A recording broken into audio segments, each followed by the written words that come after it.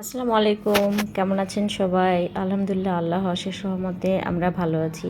নতুন একটি blog video share করছি। আশা করছি পুরো ভিডিওটি সাথেই থাকবে। তো ভিডিওটি শুরু করছি আমি দুপুরের পর থেকে। তো এখানে রান্না বান্না করে নিচ্ছি।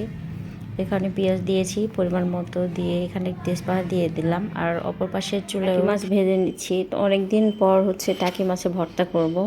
এই মাছটা সহজে তো পাওয়া যায় না, তো পেয়েছিলাম, এই জন্য নিয়ে এসেছি। মাছটা এখন ভেজে নিয়েছি একটু হলুদ মরিচ লবণ দিয়ে, সব দিয়ে ভাজা হয়ে গিয়েছে।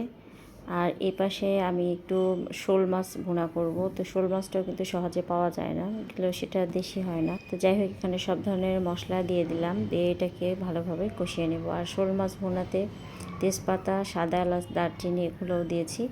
দিয়ে মাছটা ভুনা করলে কিন্তু অনেক মজা হয় খেতে। আর ওই পাশের চুলায় এখন পেঁয়াজ দিয়ে দিলাম, পরিমাণ মতো রসুন কাঁচামরিচ দিয়ে এটা হালকা লাল লাল করে ভেজে নেব ভর্তার জন্য। আর মাছ ভুনার মশলা যতটা কষানো হবে ততটাই কিন্তু খেতে মজা হবে। তারপর এখানে পরিমাণ মতো লবণও দিয়ে দিলাম। এখন লবণ দিয়ে পরিমাণ মতো একটু পানি দিয়ে দেবো, এর মধ্যে পানি দিয়ে কষিয়ে নিব মশলাটা 5 থেকে 7 মিনিটের মতো। এর চেয়ে বেশিও কষানো যাবে, তবে খেয়াল রাখতে হবে যেন পুড়ে না যায় মশলাগুলো। তো এখানে মশলাটা অনেকটাই কষানো হয়ে গিয়েছে, তেল উঠে আসছে। তারপরে শোল মাছগুলো দিয়ে দিলাম। তো মাছের মাথা কিন্তু কেউ খেতে চায় না, আমি আর বেবি কিন্তু মাছের মাথা খেতে পছন্দ করি, তবে এই মাছটা খেতে পারবো না। মাছটা কিন্তু খুব একটা বড় না, তো এই কারণে আমি মাঝখানে একটা টুকরো করে দিয়েছি, মানে 2 ভাগ হয়ে গেছে। তো আর 2-1টা বড় ছিল মনে হয়, সেটাকে একটু পিস পিস করে নিয়েছি, মোটামুটি একটু বড়। তো এই কারণে মাছটা কিন্তু কাছ থেকে দেখানো হচ্ছে বড় মনে হচ্ছে। তো অপর পাশের চুলায় আমি একটা এখানে শুটকি বসিয়েছি। তো সামান্য পরিমাণ লইটা শুটকি ছিল। ইদানিং শুটকি খাওয়ার প্রতি চাহিদাটা বেড়ে গেছে মনে হয় আমার। তো সব মশলা দিয়ে রসুন বেশি করে দিয়ে কষিয়ে নিয়েছি।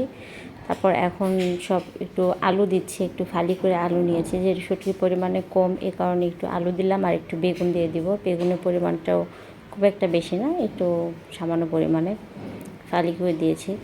তো এখানে এই মশলাটা সুন্দরভাবে কষিয়ে নিব এখন। আর এই তো আমার শুটকি রান্না হয়ে গিয়েছে। শুটকিটা কিন্তু খেতে দারুণ হয়েছিল, একটু হালকা রসা রসা রেখেছিলাম।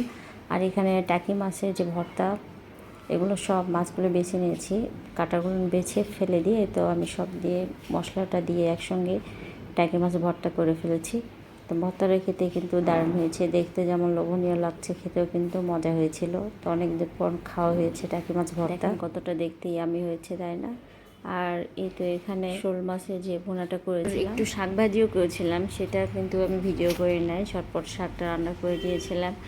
আর গ্যাসটা একটু সমস্যা ছিল, গ্যাসের কারণে আস্তে বসিয়েছিলাম, মনে হয় শাকের আলুটা একটু হালকা ভেঙে ভেঙে গেছে। আর এই তো এখানে দুপুরের খাবার খেয়ে নিচ্ছি। তো টাকি মাছের ভর্তা দিয়ে শুধু খাবারটা খেয়ে নিচ্ছি। ভর্তাটা কিন্তু খেতে খুব মজা হয়েছিল, এই কারণে আমি ভর্তা দিয়ে অর্ধেক পরিমাণ ভাত খেয়ে নিয়েছি। টাকি মাছের ভর্তা কিন্তু অনেকে খেতে পছন্দ করে। সব মিলিয়ে দুপুরে খাওয়াটা দারুণ হয়েছিল। তো সন্ধ্যায় আবার স্যুপ করেছিলাম। আর এখানে ভাবি পিঠা পাঠিয়েছিল, পিঠাটা খেতে কিন্তু দারুণ ছিল। আজকে ব্লগটি এ পর্যন্তই। ভালো লাগলে অবশ্যই পাশে থাকবেন, আর আমার পরিবারের জন্য সবাই দোয়া করবেন। ভালো থাকবেন সবাই। খোদা হাফেজ। আসসালামু আলাইকুম।